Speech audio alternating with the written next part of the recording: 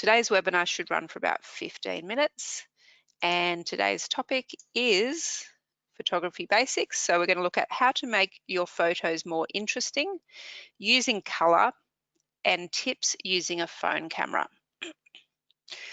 All right, let's get started. Excuse me. So to start with, we want to look at how to make your photos more interesting. There are many ways in which you can do this. We've put together some of the top tips that will help you mix it up and hopefully capture some eye-catching photos. So first of all, let's look at perspective.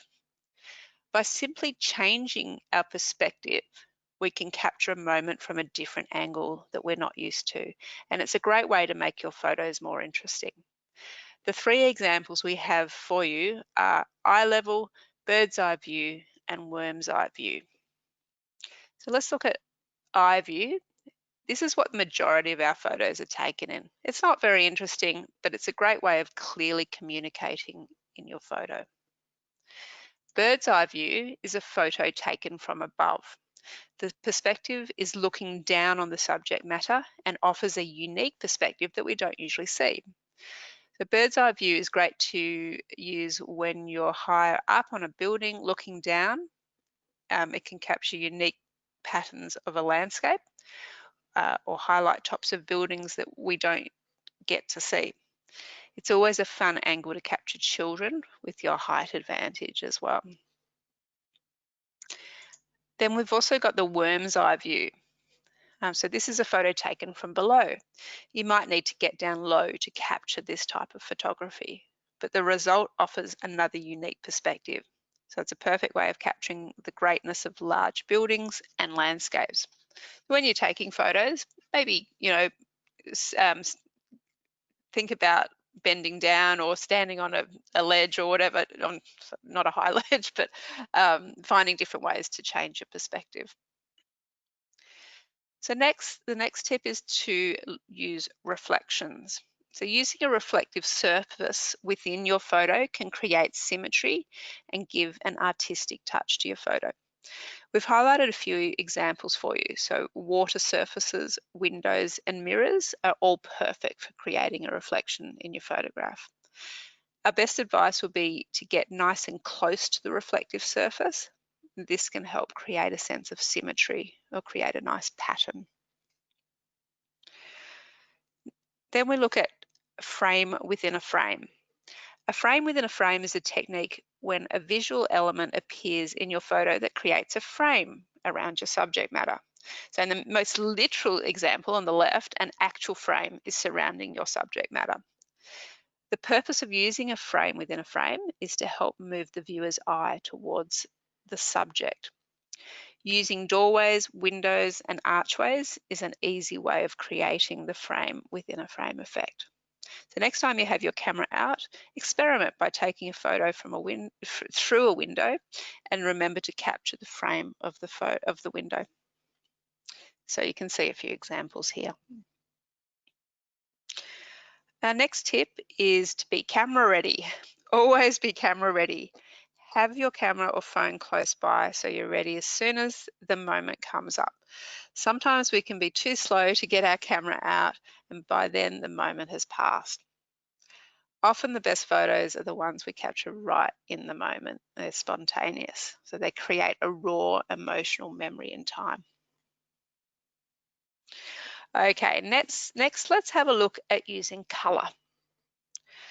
Our first tip is to look at contrasting colors. Contrasting colors are colors that appear directly opposite each other on the color wheel, meaning the colors are vastly different to each other. This has an eye-catching effect and it can really make a photo pop. The contrasting colors are yellow and purple, red and green, and blue and orange. So how can we achieve contrasting colors? You might have to think a little harder before taking your shot. If someone's wearing red clothing and standing among a green bush, that'll help with contrast. Or you might capture an orange sunset against the vast blue sky. Or as you can see here, these beautiful yellow flowers with the purple ones in behind them. The next tip is to use a neutral background. So instead of focusing on two different colors, we can focus on just one. When photographing people, using a neutral background can help bring focus to them and the colors they are wearing. If you've got too many colors and too much color in the background, it can have a negative effect. So you might not be able to clearly see your subject matter. So if you can, ask the subject to move away from a cluttered background or find a neutral wall to stand in front of. Now let's have a look at using photo filters. Photo filters alter the original colors of your photograph. So a prime example of this is turning your photo into a black and white photograph. These days, the most common way to use photo filters is to use the filters on your phone camera.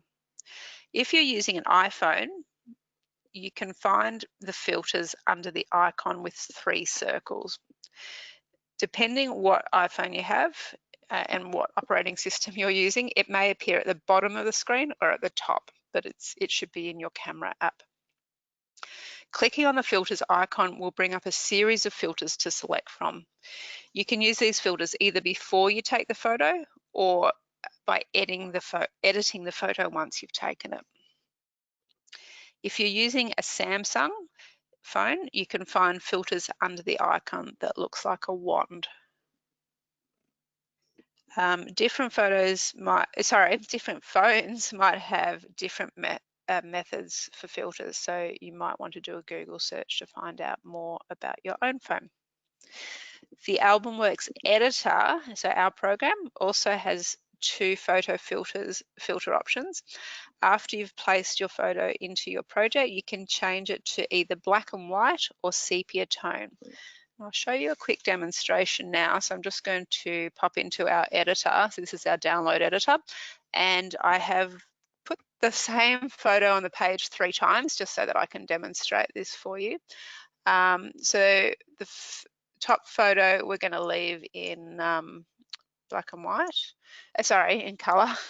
The second photo, so I'm just going to click on it to highlight it. And then on the right-hand side, you've got to click on this second tab at the top, which looks like 2 arrows pointing in opposite directions. We then, underneath the mode option, we click on the slider here, and you can change that to black and white. And you'll see the photo is now black and white. And now we'll click on our bottom photo, so that's highlighted. And let's change that one to sepia. And you can see that's now got a sepia tone to it. So those are the 3 options. You can have original, black and white, or sepia. All right, going back to our slideshow. So lastly, let's have a look at tips when using a phone camera. There's nothing worse than taking a photo in the moment only to realize later that it's not in focus.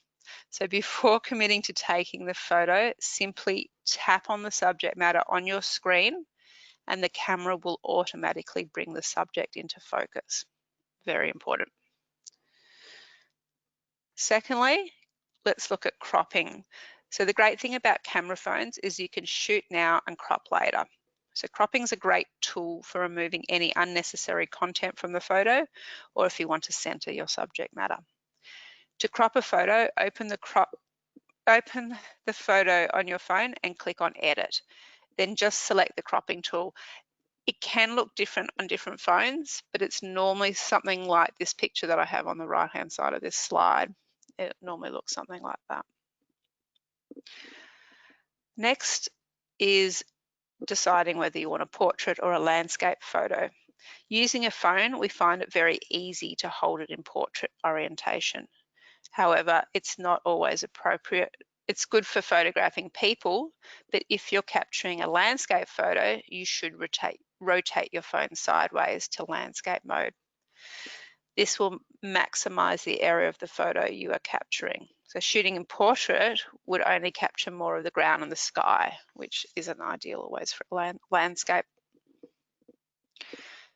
Finally, take lots of photos. I said this last time, that I talked about photography, and I'm saying it again. Phones make it so easy to take photos, and with lots of storage, they're also a great device for storing photos. People are constantly moving, whether it's looking around, blinking, or talking, so the more photos you can take, the better. This will give you a range of photos to choose from, and you can pick out the best one where everyone is smiling and looking at the camera. You don't have to worry about wasting storage because you can easily go back and delete the photos you don't want later. All right, so that's the end of the slideshow. If you have any questions, please send them through to me now while I do a quick recap. So today we've talked about photography basics again. So remember to experiment with shooting from different perspectives. See if you can find some interesting ways to change the perspective. Use reflections and frames to enhance your photos.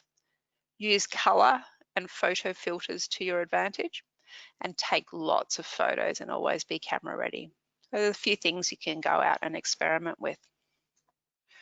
Okie dokie, let's see if we have any questions for today. Hopefully everyone's got something they want to ask.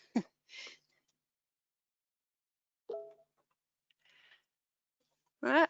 Not yet. So sounds like it's all making sense and you're all ready to get outside and take some pictures. Now that the weather's getting better, it's a perfect opportunity. There's lots of things out there that you can capture. All right. Doesn't look like we have any queries for the day. If you do think of something later, don't forget, you're welcome to call our customer service team. We're always happy to help. We're here Monday to Friday, and that's from 9 a.m. until 7 p.m. until Christmas, actually. That's Monday to Friday, Melbourne time. We're also here Saturdays from 9 till 3. Our phone number is 1300 553 448, and you can reach us also by email, service@albumworks.com.au, or talk to us via live chat from our website.